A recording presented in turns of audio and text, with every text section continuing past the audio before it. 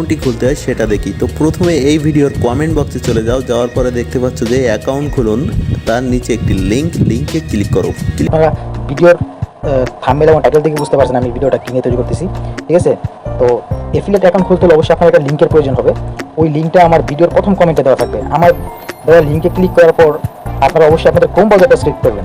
Chrome ব্রাউজারটা select করে নেবেন, তারপর আপনাদের সামনে এরকম একটা ইন্টারফেস শো করবে, ঠিক আছে। তারপর দেখেন এখানে দুইটা অপশন দেওয়া আছে, একটা হচ্ছে সাইন ইন আর একটা হচ্ছে সাইন আপ। আপনাদের অবশ্যই এই সাইন আপে ক্লিক করতে হবে, ঠিক আছে। আমি সাইন আপে ক্লিক করতেছি।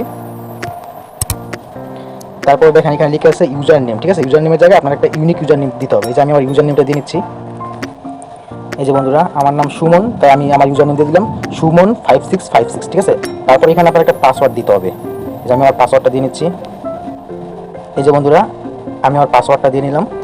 তারপর কনফার্ম পাসওয়ার্ড আপনি উপরে যেটা দিয়েছেন কনফার্ম পাসওয়ার্ড আমার সেটাই দিতে হবে, ঠিক আছে। এই যে বন্ধুরা, আমি উপরে যে পাসওয়ার্ড দিচ্ছি কনফার্ম পাসওয়ার্ড সেটাই দিচ্ছি। আরেকটা কথা বলি, আপনারা অবশ্যই ইউজার নেম এবং পাসওয়ার্ডটা মনে রাখবেন। হ্যাঁ, ইউজার নেম আর পাসওয়ার্ড ভুলে গেলে কিন্তু আইডি কখনোই লগ ইন করতে পারবেন না। তাই অবশ্যই ইউজার নেম আর পাসওয়ার্ড মনে রাখতে হবে।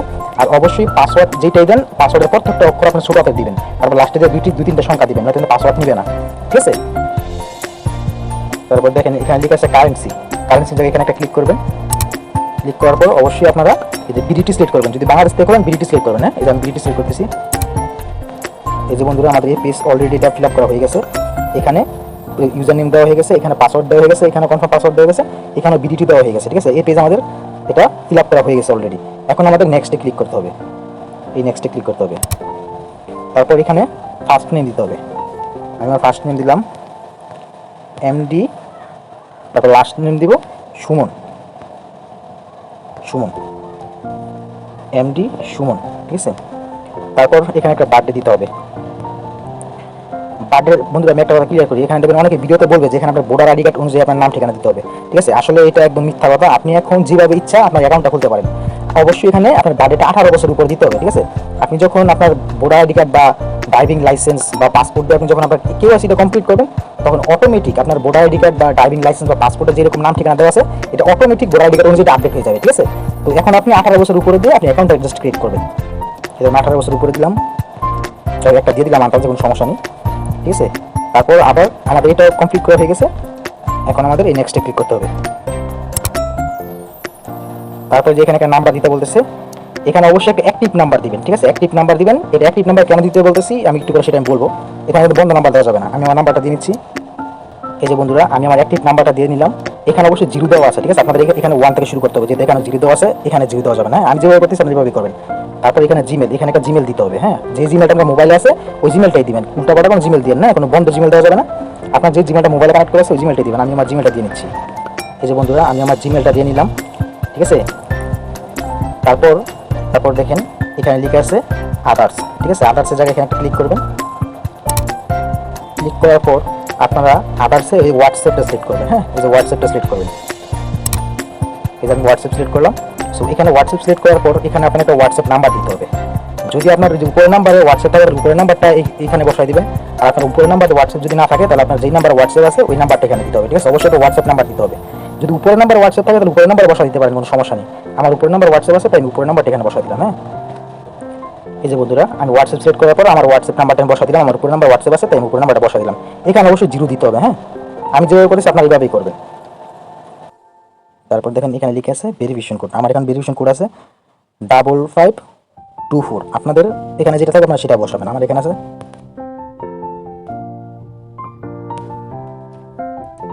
এই যে ভেরিফিকেশন কোড আমি বসা দিলাম। আমি যে আপনাদের বলছি এখানে আপনাদের একটা অ্যাক্টিভ ফোন নাম্বার দিতে হবে।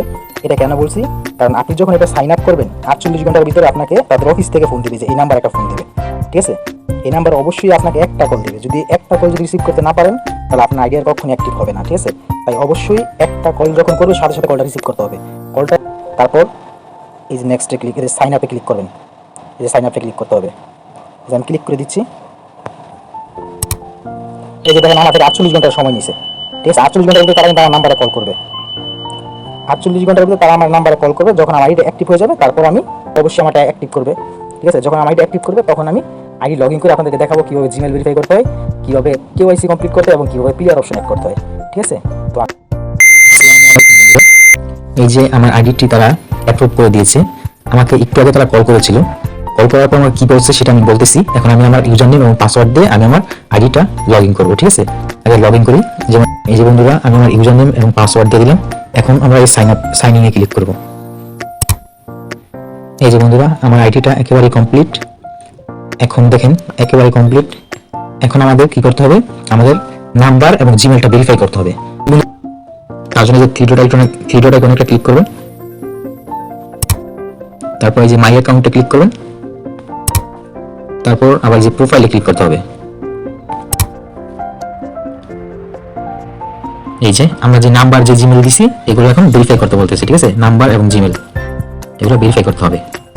তার জন্য এই যে এখানে একটা ক্লিক করবেন, লাল জায়গায় একটা ক্লিক করবেন, তারপরে সেভ ভেরিফিকেশন কোড এখানে একটা ক্লিক করবেন।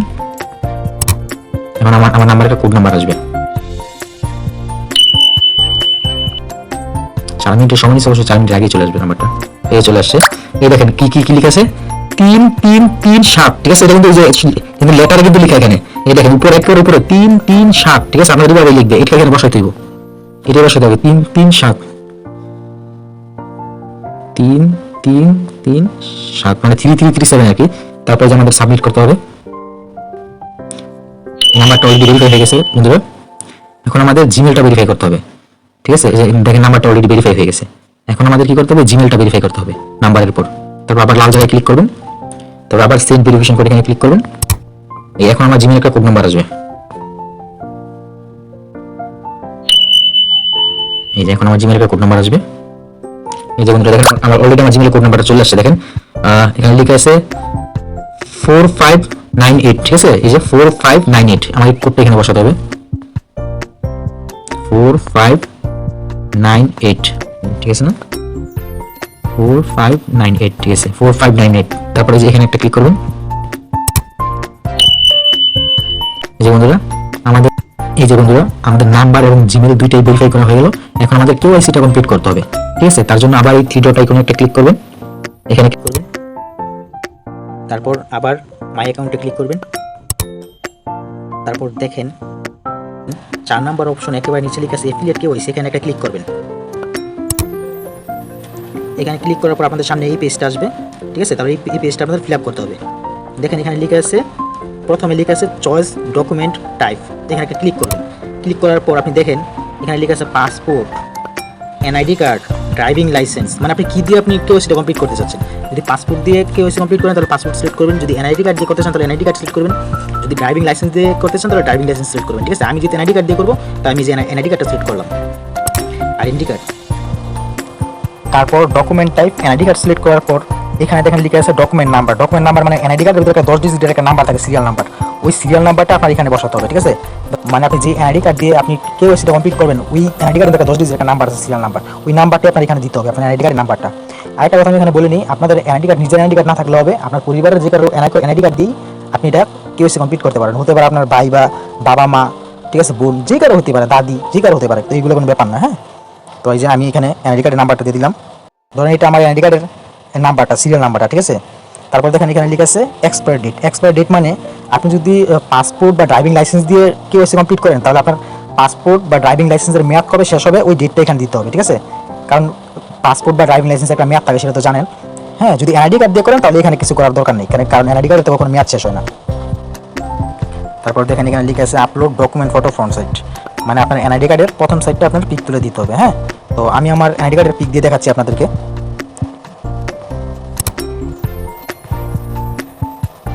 এই যে দেখেন আমি আমার এনআইডি কার্ডের প্রথম সাইডটা দিলাম, ঠিক আছে। তারপর এখানে দেখেন লেখা আছে upload document photo back side, মানে আপনার এনআইডি কার্ডের ব্যাক সাইডটা দিতে হবে, হ্যাঁ।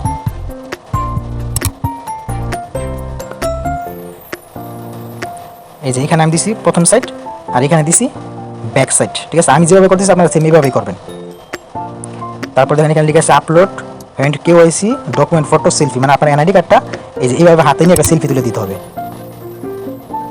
এই যে সেম এই যেভাবে এটা হাতে থাকবে, অবশ্যই নাম্বার, নাম সব কিছু যেন দেখা যায়, আপনার ফেসটা যেন ক্লিয়ার যেন দেখা যায়, সেলফিটা এভাবে তুলতে হবে, হ্যাঁ। যদি এগুলো ক্লিয়ার যদি বোঝা যদি না যায় তাহলে কিন্তু আপনার কেওয়াইসি নিবে না।